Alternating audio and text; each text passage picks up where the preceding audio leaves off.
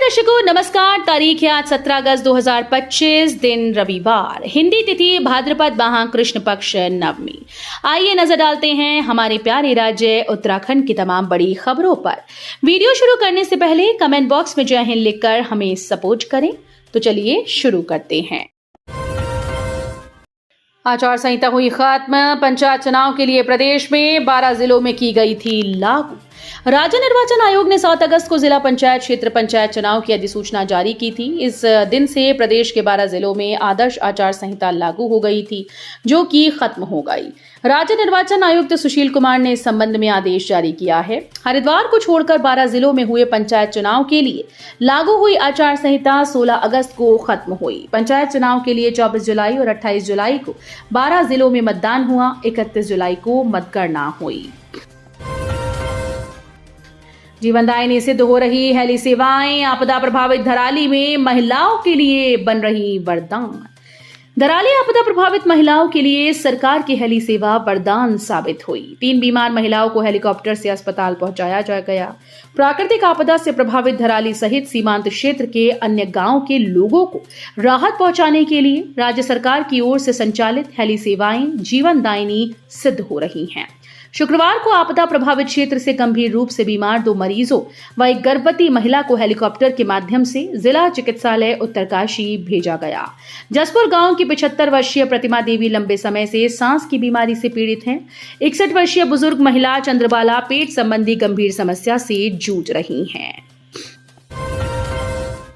कौसानी के एक फार्म में मरी मुर्गियों में मिले बर्ड फ्लू के लक्षण, डीएम ने दिए निर्देश। कौसानी के सोली गांव के एक फार्म में अचानक मरी मुर्गियों में बर्ड फ्लू के लक्षण पाए गए। रिपोर्ट सामने आने के बाद डीएम आशीष भटगाई ने सोली के 10 किलोमीटर के दायरे में मुर्गियों और उनके अंडों की बिक्री पर रोक लगाने को कहा। सरकारी दिशा निर्देश के अनुसार गांव के 1 किलोमीटर के दायरे में सभी पक्षियों को समाप्त करने के निर्देश दिए गए।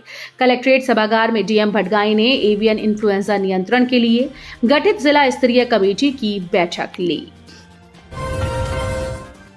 उत्तराखंड का युवक पाक के लिए जासूसी करते पकड़ा गया। आईएसआई को देता था भारतीय सेना की खुफिया जानकारी, मचा हड़कंप। उत्तराखंड में अल्मोड़ा निवासी महेंद्र प्रसाद पाकिस्तान के लिए जासूसी करते पकड़ा गया।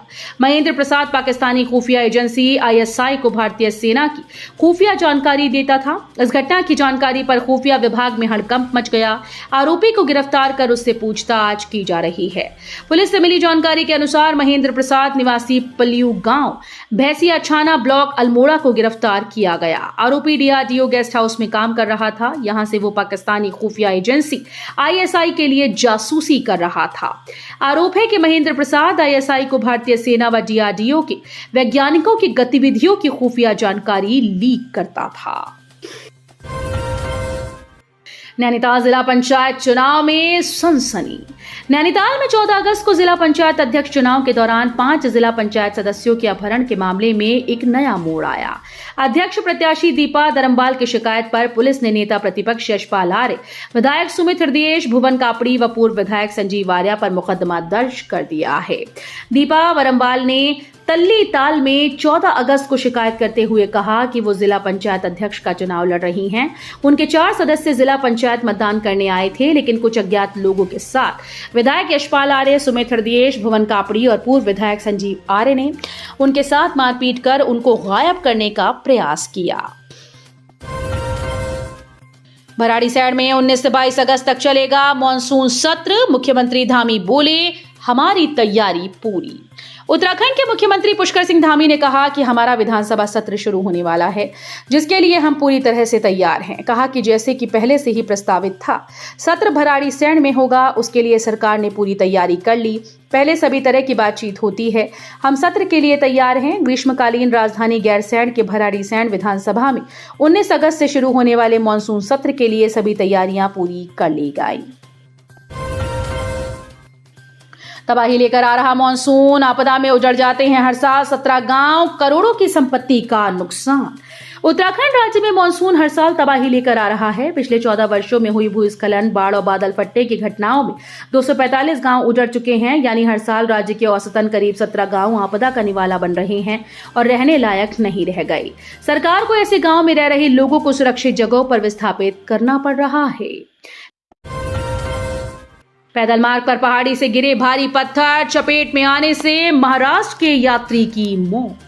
केदारनाथ यात्रा पैदल मार्ग पर पहाड़ी से पत्थर गिरने से एक यात्री की मौत हो गई। पुलिस के अनुसार गौरीकुंड से करीब 1 किलोमीटर ऊपर केदारनाथ यात्रा मार्ग में छौड़ी गधेरे के पास एक यात्री की पहाड़ी से गिरे पत्थर की चपेट में आने से मौत हो गई। देहरादून में युवकों को स्टंट करना पड़ा भारी, मॉल की छत पर मचा रहे थे हुड़दंग, 5 गिरफ्तार। उत्तराखंड के देहरादून में युवकों को कार व बाइक से स्टंट करना भारी पड़ गया। दरअसल देहरादून में स्थित एक मॉल की छत पर कुछ युवकों ने हुड़दंग शुरू कर दिया। इस घटना की सूचना पर पहुंची पुलिस ने 5 युवकों को गिरफ्तार किया। मिली जानकारी के अनुसार यह घटना जोगीवाला के निकट मॉल ऑफ देहरादून की है। भारतीय टैक्सीज के नेपाल में प्रवेश पर रोक लगाने से टैक्सी चालक नाराज, दिया धरना। देवभूमि टैक्सी संचालन समिति ने अपनी मांगों को लेकर शनिवार को भारत नेपाल सीमा पर स्थित शारदा बैराज चौकी के समीप सांकेतिक धरना प्रदर्शन किया। उनका कहना था कि नेपाल प्रशासन ने 6 अगस्त से भारतीय टैक्सीज को अपनी सीमा में प्रवेश करने से रोक दिया है। भारतीय टैक्सी सीमा पर स्थित 7 नंबर पिलर से आगे नहीं जा पा रही। जम्मू कश्मीर के किश्तवाड़ आपदा में लैंसडॉन की बेटी की मौत, परिवार के साथ गई थी मचैल माता मंदिर।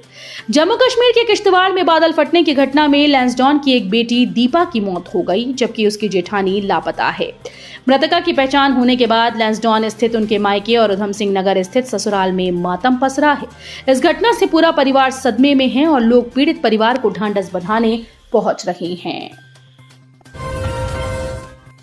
शातिर चोर रात में बंद घरों की ऐसे करता था रेकी, तरकीब देख पुलिस भी हैरान, घटनाओं का किया खुलासा। देहरादून के नेहरू कॉलोनी पुलिस ने एक शातिर को गिरफ्तार कर 2 बड़ी घटनाओं का खुलासा किया। आरोपी की पहचान मनीष कुमार 34 वर्षीय के रूप में हुई, जिसके पास से लगभग 15 लाख रुपए की चोरी की गई ज्वेलरी और वारदात में इस्तेमाल की गई स्विफ्ट कार बरामद हुई। पुलिस के अनुसार अपराधी बेहद शातिर है और सीसीटीवी कैमरों से बचने के लिए मुख्य मार्गों की जगह खाली प्लॉट, बागानों और घरों की छतों का इस्तेमाल करता था। वो रात में बंद घरों की रेकी करते समय अपने साथ एक पेट्रोल का डिब्बा भी रखता था, ताकि पकड़े जाने पर वो पेट्रोल चोरी करने का बहाना बना सके। नाबालिग ने साथी संग मिलकर युवक को दी खौफनाक मौत, हुआ चौंकाने वाला खुलासा, जानिए मामला। उत्तराखंड के रुड़की से दिल तोड़ने वाली खबर सामने आ रही है, जहां एक नाबालिग ने अपने साथी संग मिलकर युवक की हत्या कर डाली। पुलिस ने मामले का खुलासा कर आरोपियों को गिरफ्तार किया है। मिली जानकारी के अनुसार ये मामला रुड़की के चंदपुरी से सामने आया है, जहां का निवासी दीपक रावत अचानक लापता हो गया। परिजनों ने थाने में गुमशुदगी दर्ज कराई। इसके बाद पुलिस मामले की जांच में जुटी। जांच में पाया गया कि दीपक रावत 10 अगस्त को नाबालिग किशोरी के साथ था, तभी से उसका कुछ पता नहीं चल पाया। इस दौरान मामले को सुलझाने के लिए पुलिस किशोरी तक पहुंच गई।